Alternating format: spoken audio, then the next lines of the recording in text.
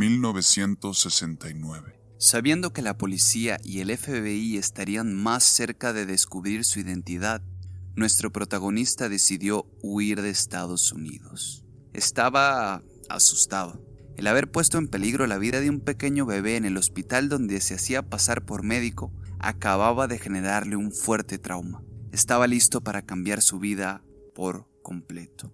Llegó a Francia y rápidamente se consiguió una nueva identidad. Lo único que Frank no tomó en cuenta fue que una de sus exnovias, una azafata, descubrió su cara en un cartel de Se busca y decidió entregarlo a las autoridades. La vida delictiva de Frank llegó a su fin.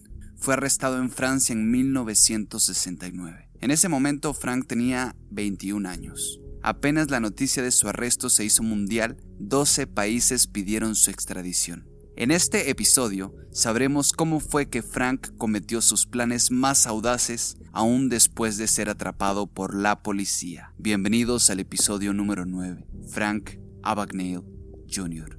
Segunda parte. Accionistas y operadores bursátiles generaron un declive en las ganancias de los principales fondos de inversión de Wall Street. Most of my clients, the individual clients, all are not net losers. It was the people that came in. Sobre un tipo de fraude bancario que se ha dado, al parecer se ha intensificado en las últimas semanas. ¿De qué se trata? Después de un juicio de 2 días, Frank cumplió por primera vez una condena en los duros confines de Perignan, en Francia. Una sentencia de 1 año que el juez que presidió el juicio redujo a 6 meses. Inmediatamente cumplió los 6 meses, Frank fue extraditado a Suecia. Durante el juicio por el cargo de falsificación, su abogado defensor logró, de alguna manera, argumentar que Frank había creado los cheques. No los había falsificado. Y se salieron con la suya, reduciendo sus cargos a solo estafa y fraude. No falsificación. De esta manera solo cumplió la condena de 6 meses en la prisión de Malmö, Suecia. Solo para descubrir que sería juzgado en Italia una vez que terminara esto. Mientras estaba en Suecia, algo curioso sucedió. Algo se estaba cocinando en los Estados Unidos y un juez le pidió a un funcionario del Departamento de Estados Unidos que revocara el pasaporte de Frank. Sin un pasaporte válido, las autoridades suecas se vieron en la obligación de deportar a Frank Abagnale Jr. Cuando llegó a Estados Unidos, fue sentenciado a 12 años de prisión federal por múltiples cargos de falsificación. Durante su tiempo en la cárcel, el padre de Frank falleció y parecía que él iba en una espiral descendente. Pero nunca debemos subestimar a los protagonistas de este podcast. Mientras Frank era deportado a Estados Unidos, logró escapar de un avión británico. Ocurrió lo siguiente. Mientras el avión aterrizaba en el Aeropuerto Internacional John F. Kennedy, Frank pidió permiso para ir al baño. Pero no contaban que cuando el avión giró por primera vez en la pista de aterrizaje, Frank ya estaba fuera de él. O por lo menos, eso fue lo que dijo Frank.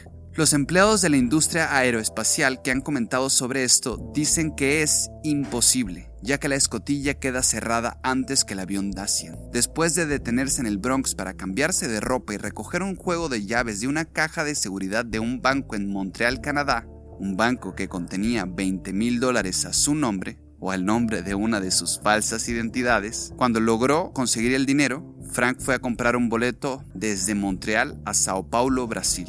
Hasta que un agente de la Real Policía montada en Canadá lo descubrió. Frank estaba haciendo filas en un mostrador. Quería comprar su boleto a Sao Paulo, pero el policía lo agarró y lo llevó a la patrulla fronteriza de los Estados Unidos. A continuación, Frank Abagnale Jr. sigue utilizando sus habilidades aún y después de ser arrestado. En abril de 1971, Frank logró escapar de nuevo, mientras esperaba el juicio en el Centro de Detención Federal de Atlanta, Georgia. Para ese momento, las cárceles en Estados Unidos estaban siendo condenadas por grupos de derechos civiles e investigadas por comisiones de Congreso. Por pura casualidad, el alguacil estadounidense que lo acompañó olvidó sus papeles de compromiso de detención y Frank fue confundido por un inspector de prisión encubierto. Por supuesto, Frank se percató de esto de inmediato y jugó el papel a la perfección.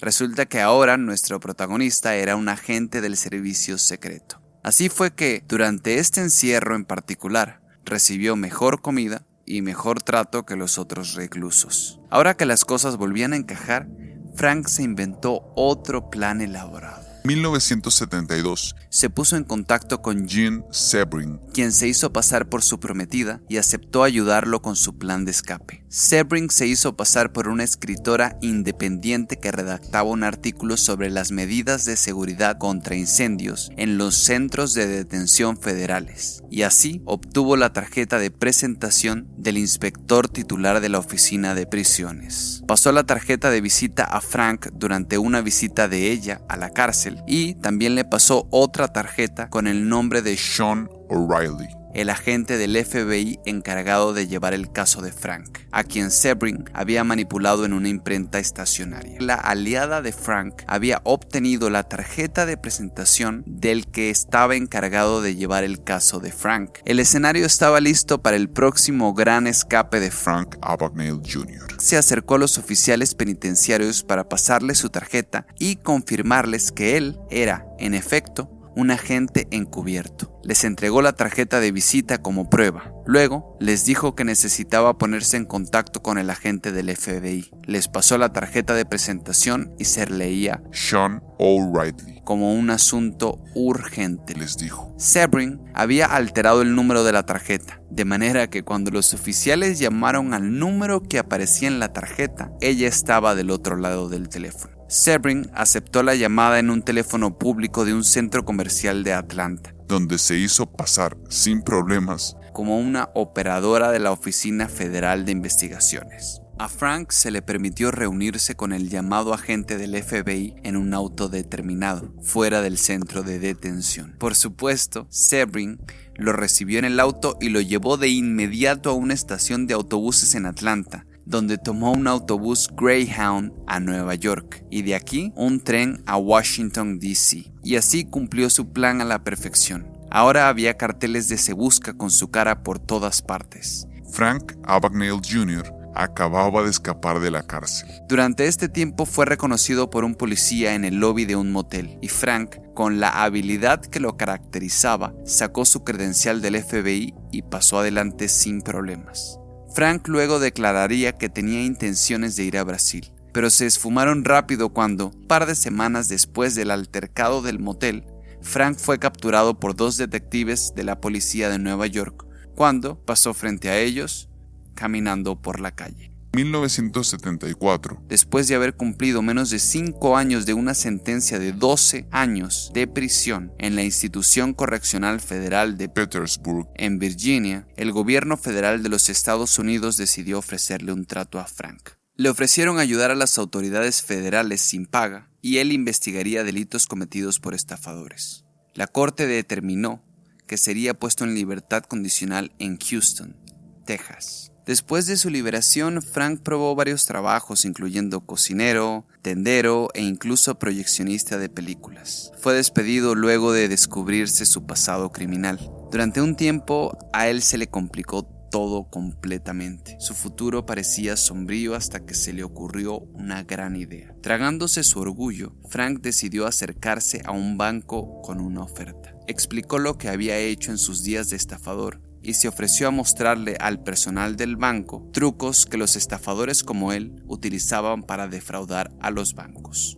incluyó la condición de Si el consejo no les resulta útil, no le tendrían que pagar nada. Pero en el caso de que sí les resultara útil, solo aceptaría $50 como pago y ellos, los bancos, se comprometían a recomendarlo a otros bancos. Afortunadamente para Frank todo salió bien y pudo comenzar una vida legítima como consultor de seguridad. En 1980 publicó sus memorias en un libro llamado Atrápame si puedes, que luego sería llevado a película. Desde entonces Frank se casó y tuvo 3 hijos. Actualmente sigue colaborando con el FBI y tiene su propia empresa llamada Abagnale and Associates. Gracias a su experiencia inigualable, unas 14,000 empresas han adoptado sus medidas antifraude. En su página web pueden leer la declaración de Frank Abagnale Jr. con frases como, cito, Considero mi pasado inmoral, poco ético e ilegal. Y Es algo de lo que no estoy orgulloso. ¿qué les parece la historia de Frank Abagnale Jr.? Independientemente de todo lo que uno pueda pensar de este hombre, toda la gente que defraudó, que estafó y que hizo meterse en problemas, Frank es un hombre con una habilidad que debía ser aprovechada. El crimen sí paga a veces y si pues las condiciones juegan a tu favor. En el caso de Frank, pues fue una suerte espectacular que tuvo. Esto fue Los Estafadores, un podcast en donde cada martes analizaremos un criminal de cuello blanco, un estafador o un maestro del disfraz. Escúchennos en su app de podcast favorita. Mi nombre es Ricardo Travieso y recuerden, Todo el gobierno es un esquema Ponzi.